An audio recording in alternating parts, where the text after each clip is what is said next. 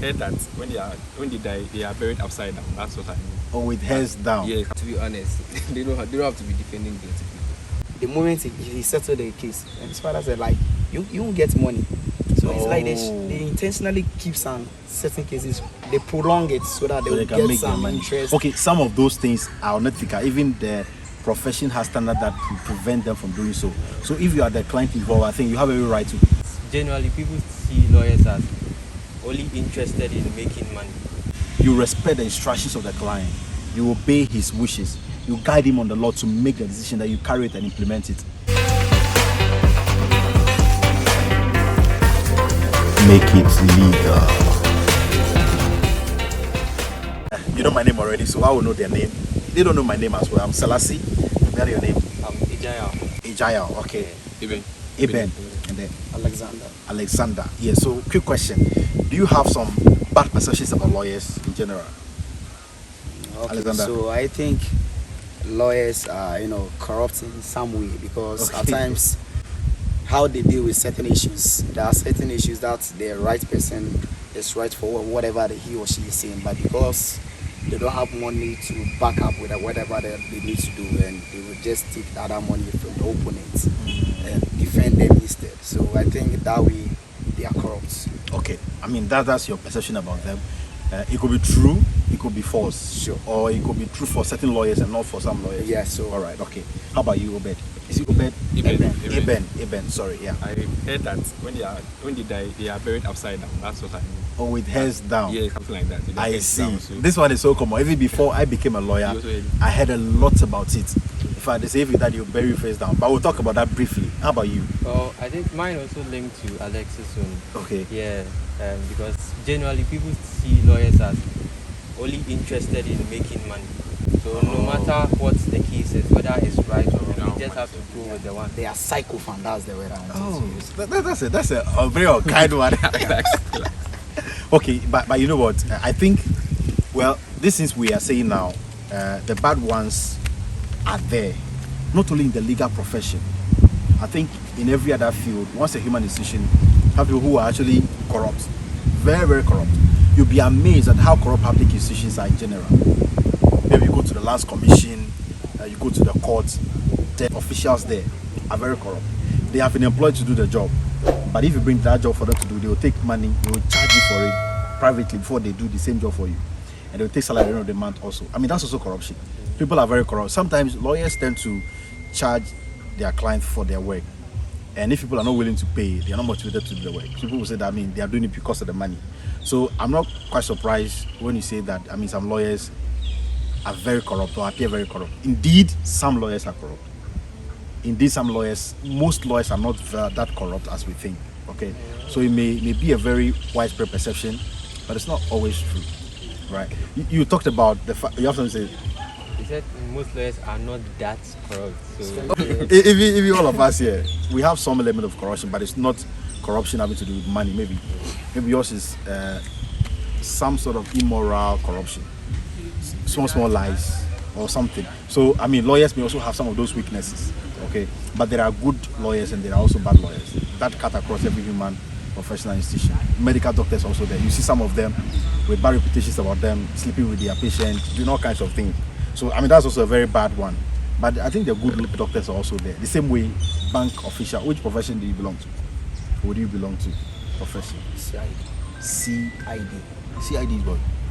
I want to be in the canine intelligence department. CID. Okay. Yes, criminal intelligence. So those people, they investigate criminals a lot and they know all the modalities of crime. They know how to go about it. But I mean, some of them also, you may get a bail for a client who's supposed to be released, but they will be tossing you because they want something before they release the client, which is also not good.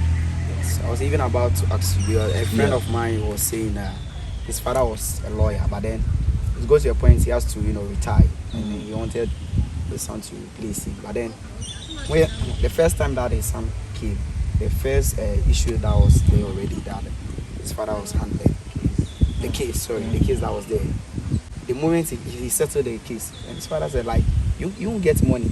So it's like they intentionally keep some certain cases, they prolong it so that they will can get make some money. interest. Okay, some of those things are unethical. Even the profession has standard that will prevent them from doing so. So if you are the client involved, I think you have every right to actually take actions against that lawyer.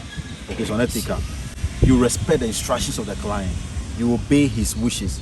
You guide him on the law to make the decision that you carry it and implement it. If he tells you he wants to settle, he doesn't want to do it in court again, I mean, you do it. You can have fees for when it is settled in court and fees for when it does not get settled in court. You understand? Sometimes when you do the work well for a client, he goes out there and brings the client who pays the more money he could not give you. So, I mean, these are lessons we cannot learn in our various fields as well. It may work for us in other ways. People may want to get a shortcut because that's, gives them the money, but a long cut will give them no money. But sometimes the long cut is what leads to someone who has the more money.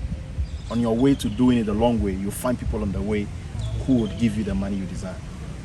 You get it? You talk about they being buried face down when they die. You see, that one, I have not seen one personally before since I became a lawyer. In fact, before I became a lawyer, I used to hear it a lot.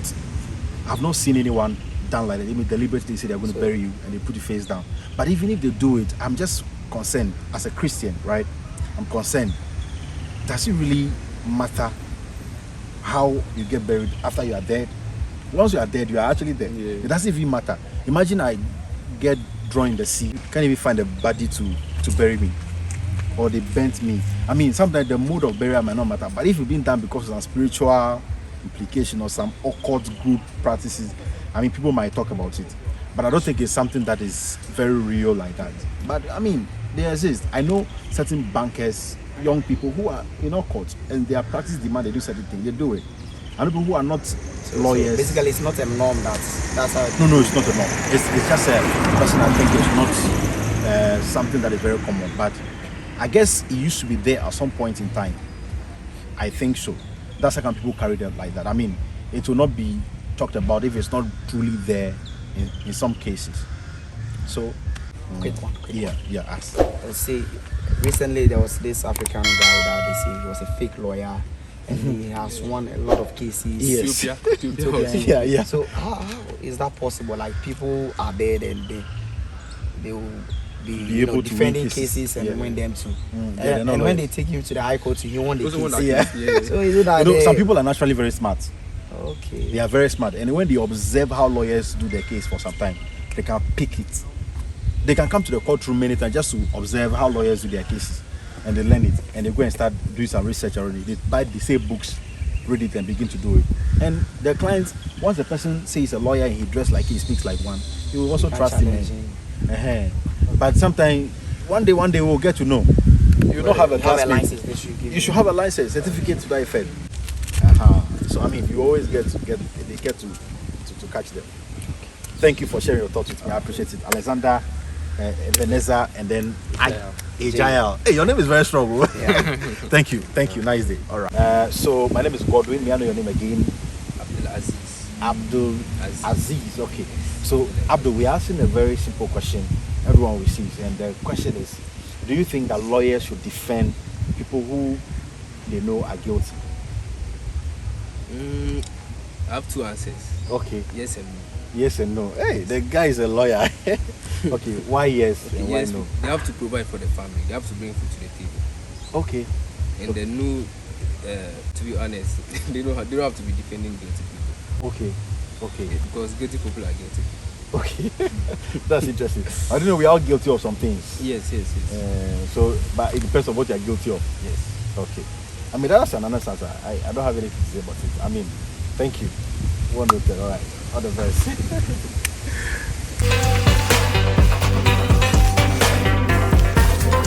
Make it legal.